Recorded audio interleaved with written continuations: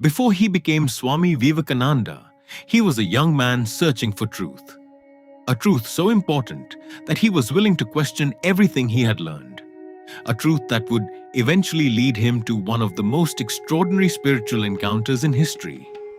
This is the story of the day Ramakrishna met Vivekananda, and how a single conversation changed the course of spiritual history. The year was 1881. In the bustling city of Calcutta lived a young man named Narendra Nath Datta. Gifted with a brilliant intellect and an unquenchable thirst for knowledge, Narendra excelled in his studies and possessed a remarkable ability to analyze and question everything around him.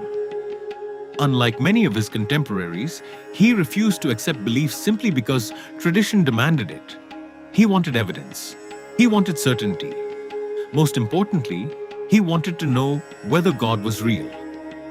As he grew older, this question became the center of his life.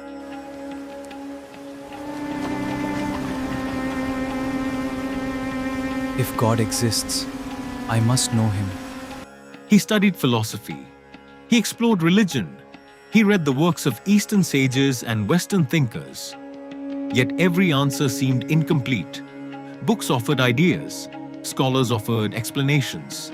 Religious teachers offered faith. But Narendra was searching for something deeper.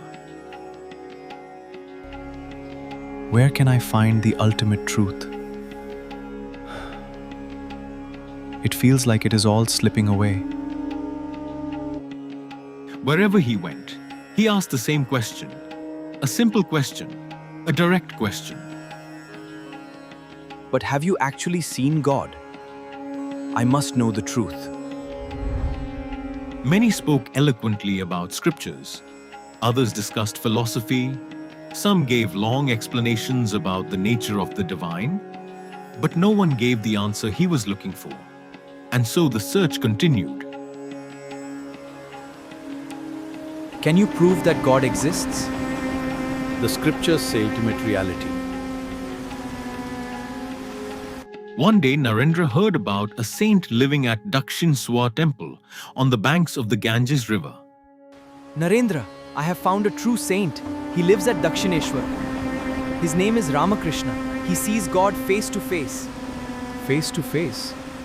People described him in unusual ways. Some believed he was a saint. Others considered him eccentric. Many said he lived in constant communion with God. His name was Ramakrishna. Narendra listened carefully. He had already met many spiritual teachers. Why should this one be any different? Yet something about the stories he heard stirred his curiosity. Eventually, he decided to visit Dakshineswar. The temple stood peacefully beside the sacred waters of the Ganges. Devotees came and went. Temple bells echoed through the air. Everything seemed calm and ordinary. Yet destiny was quietly preparing one of the most important meetings in modern spiritual history. As Narendra entered the room where Ramakrishna lived, he saw a simple man seated comfortably on the floor. There was nothing outwardly impressive about him. No display of authority. No grand appearance, only simplicity, only peace. But the moment Ramakrishna looked at Narendra, something unexpected happened. His face lit up with joy. His eyes filled with emotion.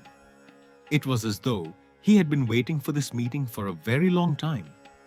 Looking at the young seeker before him, Ramakrishna welcomed him with overwhelming affection. Narendra was surprised. How could this man speak to him with such familiarity? They had never met before. Yet Ramakrishna treated him as though he were an old friend returning home. Narendra remained cautious. His mind was analytical. His skepticism remained strong. He had not come to be impressed. He had come to find the truth. After some conversation, Narendra asked the question that had defined his spiritual search. The same question he had asked countless others. The same question that had never received a satisfying answer. He looked directly at Ramakrishna and asked, Have you seen God?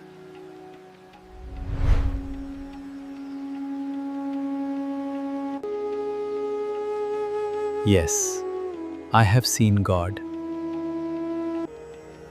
I see him more clearly than I see you. I speak with him and live with him. Those words struck Narendra with tremendous force. For years he had searched for someone who could answer from experience rather than belief. For the first time, In the he felt deepest he had found darkness, such a person. I found a light What impressed that him I was did not not expect. merely the answer itself. It was the sincerity behind it, the conviction, the purity, the unmistakable certainty in Ramakrishna's voice. Narendra left Dakshineswar deeply affected, yet he did not surrender his doubts immediately. His rational mind continued to question. He returned again and again. He observed Ramakrishna carefully. He challenged him. He tested him. But each visit revealed something extraordinary. Ramakrishna's life was completely free from selfishness. His love was unconditional. His devotion was total. His spiritual experiences were authentic and profound.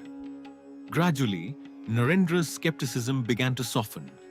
Not because he abandoned reason, but because he encountered a reality greater than reason alone could explain. The relationship between the two grew stronger with time. What began as curiosity became trust. What began as trust became devotion. The seeker had found his master, and the master had found the disciple destined to carry his message into the future. Under Ramakrishna's guidance, Narendra underwent a remarkable transformation. The restless young skeptic slowly awakened to a deeper understanding of life, spirituality, and the divine. He discovered that true spirituality was not blind belief. It was direct experience, it was realization, it was transformation. The meeting of Ramakrishna and Vivekananda remains one of the most inspiring encounters in spiritual history. It reminds us that sincere seeking is never wasted, that truth reveals itself to those who pursue it wholeheartedly, and that sometimes a single answer can illuminate an entire lifetime. One question, one answer, one meeting, and a friendship that changed the world.